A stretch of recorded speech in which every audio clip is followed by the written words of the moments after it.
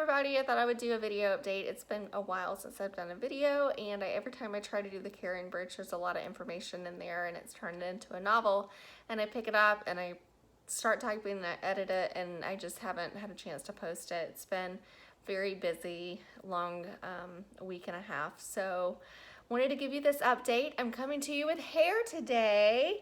I have a peanut head apparently, and it's beyond petite, so I was struggling to find wigs that fit me, and plus everything was closed, and in the store there were two, and this one is one of the two, and it happens to be my old cut before cancer took my hair. So I am very excited to have old Teresa hair. So I have hair and I'm excited. So on to the update real quick.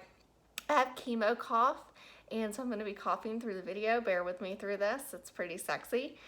Taxol was last Wednesday, and it is a brutal drug. It's a beast. So something that you always want to hear right before they administer it to you.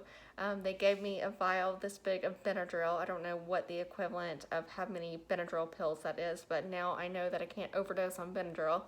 It instantly made me just nauseated because it was so much, and I had to kind of breathe through that. And then they gave me Pepcid AC, same amount. It gives you heartburn. And I don't even know what the third one was because I was trying not to get sick and eat my cheese and crackers and breathe through it. And she had me a little freaked out because she's like, it's very critical that we watch you for the next hour. It's very critical because you could go into cardiac arrest, you could have heart palpitations, you could have chest pains. It's very critical. So she said the word critical about 7 times. And I finally was like, okay, I got it. It's important. Please stop saying the word critical, because now you're making my chest hurt with anxiety. And I don't know if it's going to be the drugs causing the heart palpitations or my nerves, so just need you to stop talking. So I had to put on my headphones and take some deep breaths and do some meditation and put on some meditative music and some spa music, and to kind of calm me down. So that was interesting, not something that you want to hear. So she had to watch me for an hour, and I had to tell them if I felt anything. So luckily I did good through the treatment. The Benadryl knocked me out, so I was out for about 15 minutes, and then I woke back up, and then it was time for the Taxol, and then they watched me, and then I was okay. So went through that. The treatment was 5 hours. We're doing a dose stints, which means we're doing it every 2 weeks, and we're doing a double dose each time. So I will have 4 cycles, which is 8 weeks, and I have one behind me, so I have 3 more cycles to go. 7 more weeks, 7.5 more weeks, and we're done with Taxol. So the side effects with this one, what I've been experiencing for the last couple of days, and it's been hard for me to try to focus on my journal, so I'll just do it this way. I feel like from my back down to my ankles are breaking in half.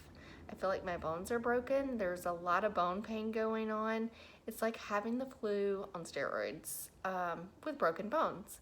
So I've been having that and some mouth sores. Luckily, I've been staying up. I found that water flossing, the water pick, has been helping with those. And my friend Melissa gave me some Biotine, so I've been using that. And Chris gave me some other stuff, and I can't pronounce it. Sorry, Chris. So I've been alternating between those, and those have kind of been in check. My fingernails hurt really bad for a couple days. Side effect with this is your fingernails. You could lose your fingernails. They come undone from the nail bed. And Leah's mom, Mamacita, got me some black nail polish, so I've been putting that on there. It's supposed to make it not, they're supposed to turn colors, or your nails will turn colors on this and come loose from the nail bed on your fingernails and toenails. So those have been kind of hurty. So dealing with that, and there's some other side effects that are coming that I'm blocking out at this point. I can't remember, but the nausea hasn't been as bad, which is great, which is fantastic. I've had a little more energy on this. I had the last 3 days have been a little busy, so I'm a little fatigued right now on that. So, but doing well overall, considering I've heard some horror stories. Now with each cycle, the window gets less and less and less where I feel better. So I don't know what next week's gonna bring. So we're, excuse me, we're just gonna have to wait and see. So Taxol, that's where we are, and then after we're done with the 8 weeks, then we go into surgery. So my last treatment is June 17th, and then I'll go through the recovery phase again, recover from that, and then my surgery is slated right now. We'll see with the coronavirus if that sticks, but it's slated for July 9th. So they'll go in and do the double mastectomy, and I met with a plastic surgeon on that. So they're gonna do a double mastectomy, put extenders in. We're gonna try the silicone replacement, reconstruction, but it may or may not take, and it's gonna be a year. So if I have to have radiation, there's kids screaming in the background, sorry. They're not mine, but let me shut this. Hold on a second. Lord have mercy, now they're fighting. Good old neighborhood kids. So we're gonna try that, but if I have to do radiation, which they already pretty much said it's on the table, but we're gonna pray that miracles happen and I don't have to. But if they have to do radiation, then what we're gonna have to do is wait a year. So they put extenders in, and you have to go ever so often and get them filled up with silicone, and then, or saline, sorry, saline, and then they'll take them out a year later and put the new reconstruction breast in. But you have to heal, because with the radiation, you're basically a burn victim, and it's like doing a reconstruction on a burn victim. So a lot of recovery gonna happen, and we'll just have to see after surgery if I have to do more chemo. So right now in the phase, excuse me, right now in the phase, we're just going to get through the next 7.5 weeks of Taxol. That's the goal right now. So that's where we are on that, going through all the list. I'm trying not to make this a 20-minute video. I can't focus because there's kids screaming out there, and I refuse to stop this video. So give me patience. I think they're having a knockdown drag out. Yes, good stuff. So anywho, that's where we are on that. And my family, Saturday was a really good day. Family and friends came together, and they pulled together this amazing raffle for me in Louisiana, and they sold just a lot of tickets, even with the pandemic going on. So I'm super proud of them.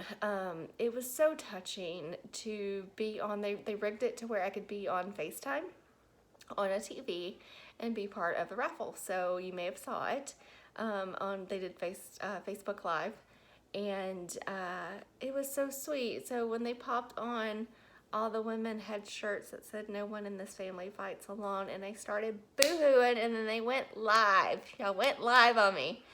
So I was a little bit of a mess, but I was so humbled, and it was so touching to see all my family together, even though I was far apart.